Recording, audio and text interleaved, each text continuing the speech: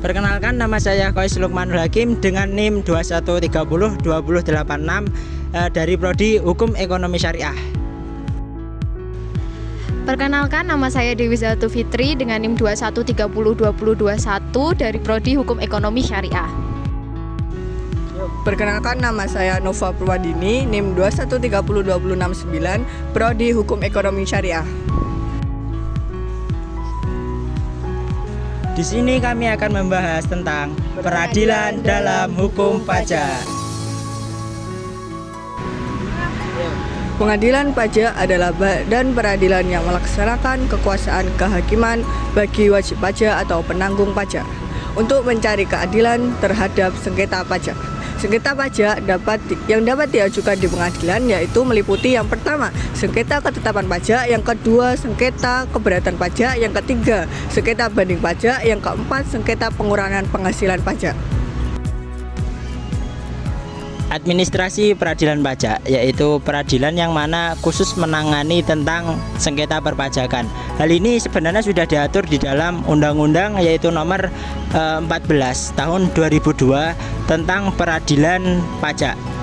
Peradilan administrasi yaitu menyelesaikan tentang sengketa-sengketa yang berkaitan dengan perpajakan atau wajib pajak dengan Direktorat Jenderal Pajak yang berkaitan dengan yaitu yang pertama tentang ketetapan pajak, yang kedua tentang keberatan pajak, dan yang ketiga banding pajak, dan yang terakhir yaitu tentang pengurangan pajak penghasilan. Peradilan Tata Usaha Negara diselenggarakan di PT UN.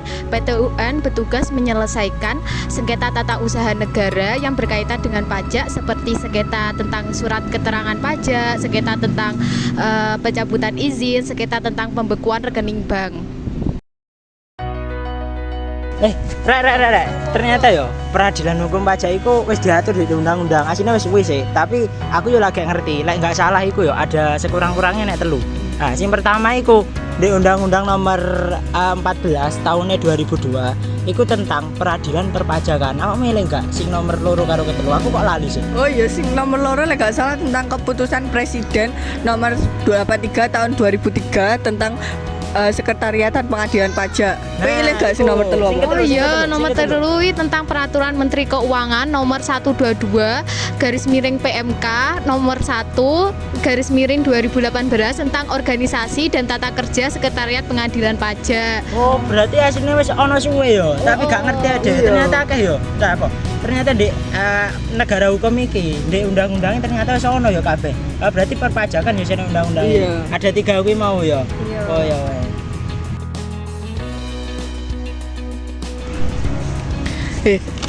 Aku malah lali, aku mau tekok tuh. Teka apa? Aku tekok tentang tugas dan wewenang pengadilan pajak. Iku ana apa sih? Tugas dan wewenang Pengadilan Pajawi memeriksa dan memutus sengketa. Dan sengketa Pajawi ana loro din, banding ambek gugatan. Banding iku Pengadilan Pajak yang hanya memeriksa dan memutus sengketa atas keputusan keberatan. Pemugugatan apa ya? Aku lali ya. Iya, aku.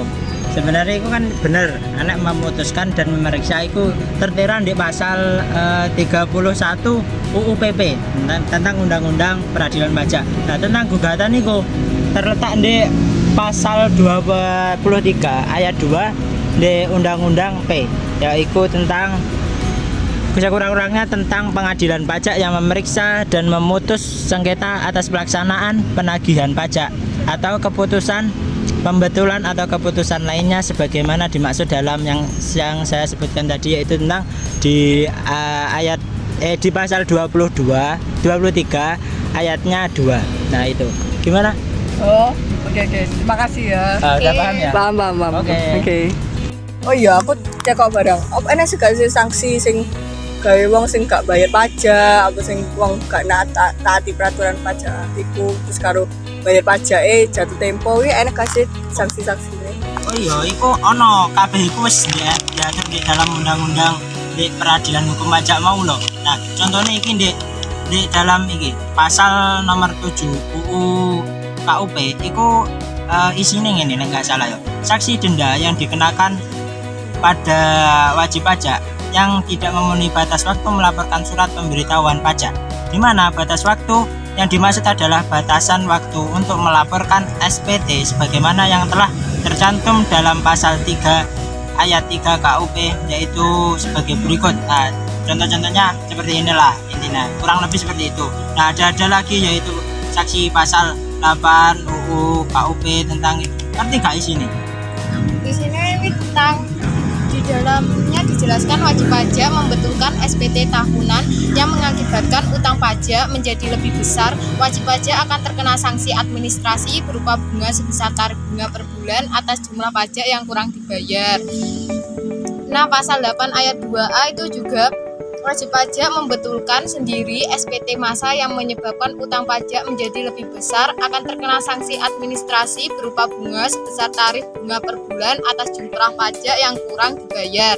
Pasal 8 ayat 3A menjelaskan pengungkapan ketidakbenaran menyampaikan SPT atau menyampaikan SPT yang tidak sesuai persyaratan yang dilakukan oleh wajib pajak setelah DJP melakukan pemeriksaan bukti permulaan dikenakan denda 100% dari jumlah pajak yang kurang dibayar. Lalu pasal 8 ayat 5, pajak kurang bayar yang timbul karena terungkapnya ketidakbenaran SPT. Contohnya kasus PT Arasna mendapatkan pemeriksaan bukti permulaan SPT tahunan 2020. PT Arasna bermaksud mengungkapkan ketidakbenaran dengan menyebutkan jumlah akumulasi pajak sebesar 200 juta, maka perhitungan saksi yang harus dibayarkan adalah 100% dikali 200 juta sama dengan 200 juta. Berdasarkan perhitungan saksi administrasi berupa denda yang harus dibayar PT Arasna adalah sebesar 200 juta pada tahun 2020. Seperti itu begini. Ya, sekurang-kurangnya itu ya diatur dalam pasal itu tadi. Nah, mungkin kalau lebih jelasnya itu ada kok di undang-undangnya, di peradilan tadi di nomor 14 tahun 2002 itu ada banyak, itu sudah diatur mulai dari bagaimana prosesnya, terus putusannya bagaimana, sampai kurang lebih tadi ada 6 bab ya kalau nggak salah. Nah, itu. Terima kasih.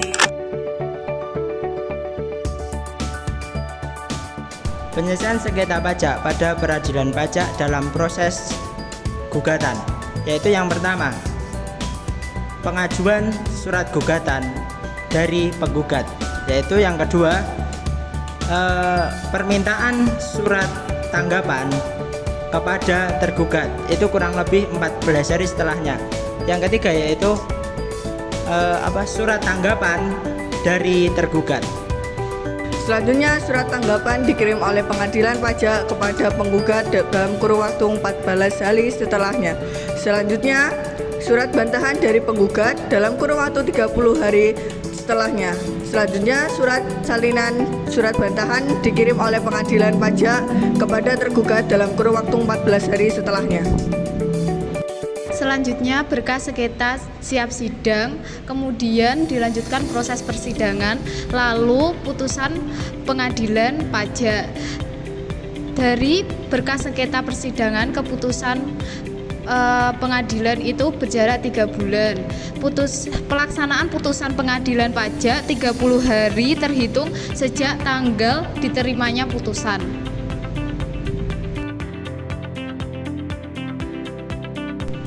Alur penyelesaian sengketa pajak pada peradilan pajak pada proses banding, yaitu yang pertama, surat banding dari pembanding. Ya, yang kedua yaitu permintaan surat uraian banding dari terbanding, itu kurang lebih 14 hari. Untuk selanjutnya yaitu surat uraian banding dari terbanding, itu kurang lebih 3 bulan. Selanjutnya, salinan surat uraian banding dikirim oleh pengadilan pajak kepada pemohon banding dalam kurun waktu 14 hari.